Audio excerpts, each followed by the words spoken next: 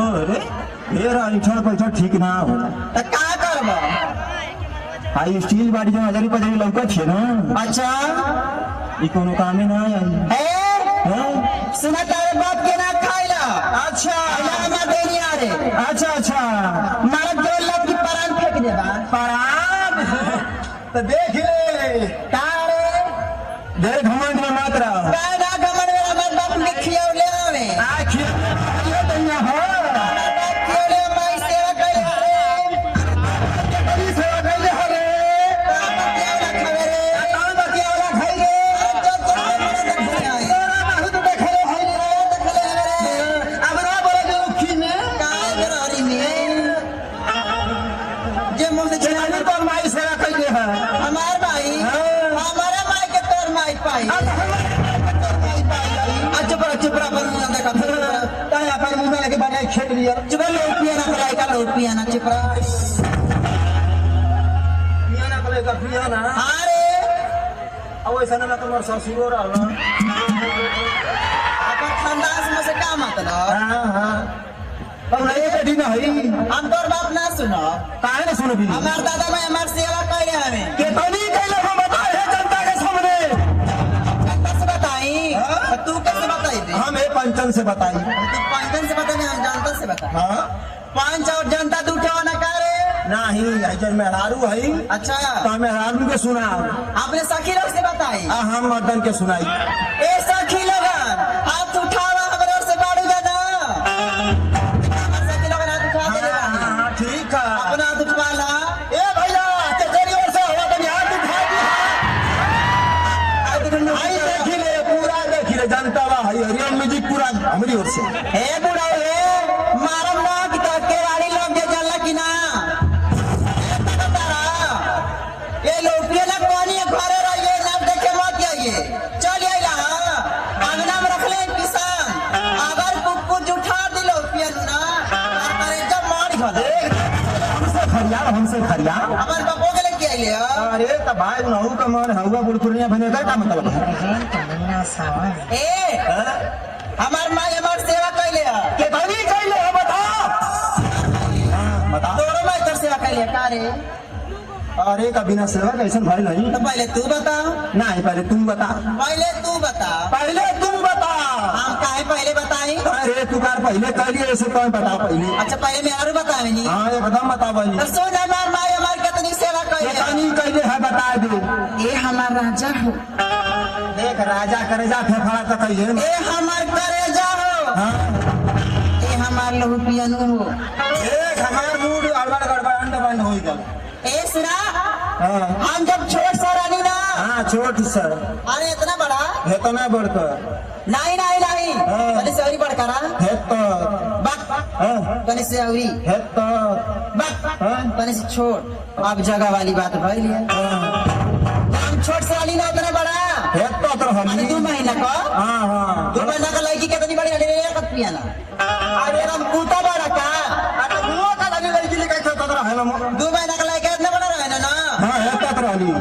जब हम 2 महीना के रहली हाँ। तो हमार माई जानदार का करे का करे सुना बताओ तानी का करे बता हमार माई लो 1 कटोरी सरसों मंगा के सरसों मंगाए के ओके सिली लोड़ा पिसवा के पिसवाए के ओके बुकवा बना के हमरे भोर दिया लगा दिरी डोंट टच माय दहिया अंग्रेजियो बोलत छिए ए सुना करे हम तो पढ़ा लिखल है ना तो कैसे बना के अंग्रेजी तब बोलने लगली रे जवारे भोर दिया लगा देना हां हां है करे हाँ छुआ मत छुआ तक गुदगुदी बरत गुदगुदी बरत ए सुना जबरे भोर दिया लगा देना हां हां हमार माई एक काम आवरी करे आवरी का करे तोर माई जब बुकवा सूख जा सूख जा तो एक ढक्कन करुआ तेल लेके आवे एक ढक्कन तरुआ तेल एक ढक्कन एक ढक्कन आओ की बारी पारा देही भी मलत जा रगड़त जा का छुएले रे मुझौसा अरे तो दहिया पे ऐसा ही ना तारे हरामिया तारे बैमाना सर भाई तो लवाई ये तो पूछा था खूब जब बुकवा रगड़ जाए ना हां धीरे धीरे कुल माई साफ हो जाए हांडी बनल है कर माई एक ढक्कन तेल और एक कटोरी सरसों। हाँ तोरे माई के बात छोड़, अरे मोरे माई के बात सुन। तोरे माई को हाँ। तोरे माई को सेवा कैलिया का तब बना है देखा थी दारा सिंह भयल है समय। दारा सिंह का मामा भैलवा। मोर माई एक दौरी सरसों लिया के अब ओके भरसाई भुजवाई के, अब मोरे चाची का वो खरी मंगाई के, अब मोरे दादा का मुसर लिया के लबर लबर लबर लबर लबर लबर भूमि खान देती है। तब कहा कि ये बेटा चितकाबर का कहतर माई ये बेटा चितकाबर कहीं करे माई उज खाल बराबर। अरे कौन में की धोरा मारे दादा। अरे तो माई नीचे खाती छोट लेकर के कैसा बुलावे ले। अच्छा सही बात बा। हाँ। अरे बाप को बाप आ जाना थई का हो तोर माई का साड़ी पहिरे रे। तोरे माई साड़ी पहरे का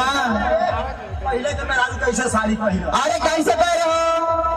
पहले के मेहरारू साड़ी ऐसे पहिरा कैसे पहरे आका छाड़ मार के आपको छोटा है इधर खो सीधे। आ जाना थई का हो माई हमारे कैसे मिस है। हाँ कैसे मिली? यही तरह देख यही तरह गोड़ पसार ले आ गोड़वा पसार ले आ यही तरह लड़का है तो सुता ले लड़का हमके सुता ले। एकरे बाद खूब हुमच हुमच के मिसा ये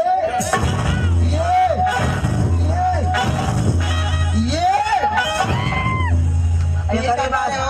आ जाना थई हाँ तोर माई तो एक ढक्कन तेल मंगावे ना। हाँ हमार माई एक ढक्कन तेल लगावे। अब मोर माई एक टीना उधार तेल मंगाए के एक टीना उधार तेल। हाँ, तोर माई- अरे बाप रे बाप हाँ, पहले तोर माई एक टीना तेल से क्या करे पूरा घर भर का मालिश करे का रे बतावत हई का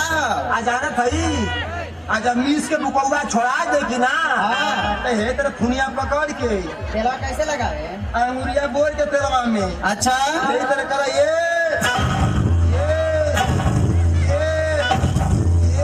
आ ये करे बाद जो है कि खूब कड़ेर से फूका ये ई बता का हो अपने माई के बहुत बढ़िया और का हमार माई माई है तोरे माई नहीं है का रे लेकिन मोर माई का छुच्छी में फूका तोर माई का थू में फूका।